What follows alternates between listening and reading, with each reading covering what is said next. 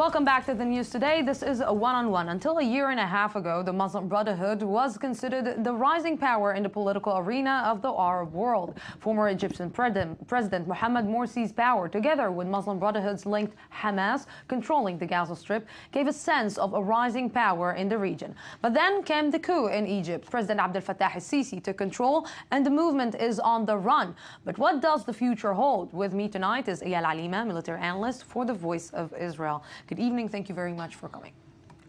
So, Mr. Alima, let's try to understand. A lot of people are saying that this is the end of the Muslim Brotherhood, but the past teaches us that they were able to get from the, let's say, deep from the ground and up on the surface and get back to business. Exactly like this. In fact, this movement has a long time had a lot of ups and downs. In fact, all of the presidents of Egypt had put them outside of the law, made them illegal, threw out their supporters to jail. There were times where hundreds and thousands of supporters of the Muslim Brotherhoods were in Egyptian jail, but still the idea is there and alive. And the idea has not had its last word.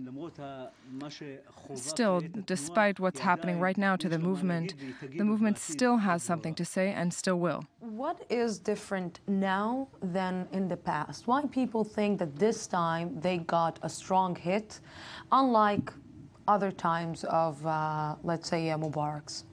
I think that the change that happened is, first of all, for the first time, they came to power in a democratic way. They were chosen. In the past, they reached all of their goals over decades. And then when came the breaking point, it seems like a place that would maybe bring to change. But in my opinion, the movement is stronger than that. Because she carries with it a certain idea which still has power. I don't know in percentages, but there are many, many people in Egypt that still believe that this is the right path, and they're ready to fight for it and to die for it. And therefore, the movement will continue. So, with all the events that we're seeing in the last few days, with Abdel Fattah al-Sisi claiming on Hamas and just presenting Hamas or the military wing of Hamas as a terrorist group, and before that claiming the Muslim Brotherhood is a terrorist group. Is it what? Is it the true? Are they terrorist groups, or is it normal coup or a normal rebel group that is trying to, like the Arab world, in the Arab world, show and try to get back to the political arena in their own way? I think we need to remember that, in fact, when Morsi came to power, he came to power democratically. And he was chosen in a legal way, in legal elections. And thus, he was the leader of the military. He used his power as the president in power. We can't speak in terms of terror when a president is chosen by law and does what he does. Does the Muslim Brotherhood have elements like using terror? Of course. And over the years, since they came to power in the early 20s, they have used terror in certain periods, in certain ways. This, of course, does exist. But still, I don't believe that to say that it's a movement of terror, like al-Sisi says, al-Sisi has his own concerns, his own perception of the Muslim Brotherhood. And in that context, maybe we can see why Hamas has become, in the Egyptian eyes, a terror organization. And this understands the sort of different relationship of Egypt to Hamas from the past. So when we're trying to think about maybe the connection between the Muslim Brotherhood and Hamas, the connection between these two groups, now the fact that the Muslim Brotherhood was kicked down on the ground affected Hamas in one way, and we're seeing that Hamas is isolated. Hamas is facing maybe its most horrible situation in years. The rising of maybe the future rising of the Muslim Brotherhood, does it mean that we are going to experience future rising of Hamas? We can think about it in those kinds of terms, but maybe we should pay attention to another issue that's very important. Hamas today is in a situation it has never been in since the Muslim Brotherhood has been ousted. And from the Israeli perception, Israel thought this was a positive thing, a positive development. But today, here and in the military perception and security officials' perception, we've sort of seen the extension of the last military operation. Without Egypt.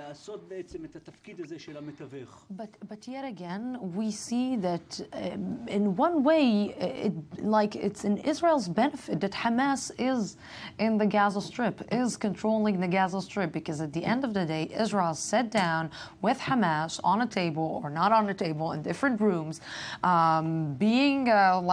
the connection is Egypt, and negotiated with Hamas. So if I'm understanding, and Israel is concerning for its security, how come Hamas is still controlling the Gaza Strip? Look, this comparison is very complex. It's not clear. It's not very clear that it's black and white. In advance, also after the operation, we were said we're going to fight Hamas, but not to destroy it completely and take it out of power, because we do want it in the Gaza Strip, weak, and with very clear borders of what it can do, but not to destroy it completely. Because Israel knows that the replacement might be even worse. It could be IS. It could be other jihadist elements that are already brewing in Sinai. And Israel takes this into account. And because of this, the comparison is very complex and not clear. It's not clearly black and white of what's good and what's evil. So let's take the equation that you're talking about and put it on Egypt. Maybe Egypt wants to keep, Abdel Fattah al-Sisi wants to keep the Muslim Brotherhood for his benefits, for his own benefits, low, beaten, and on the ground for a future strategy that he is planning for the political arena or for the diplomatic arena in Egypt. I'm not sure that comparison works in the same relationship. Here we're talking about a fight, a national fight that's going on between Israel and the Palestinians, that Hamas is one element of, an additional important element in this issue. When we're talking about Egypt, it's actually an internal conflict that's already happening for decades about the identity of Egypt, if Egypt will be like this or like that. I don't think that al-Sisi would want to see the Muslim Brotherhood like this in one way as competition that he's up against.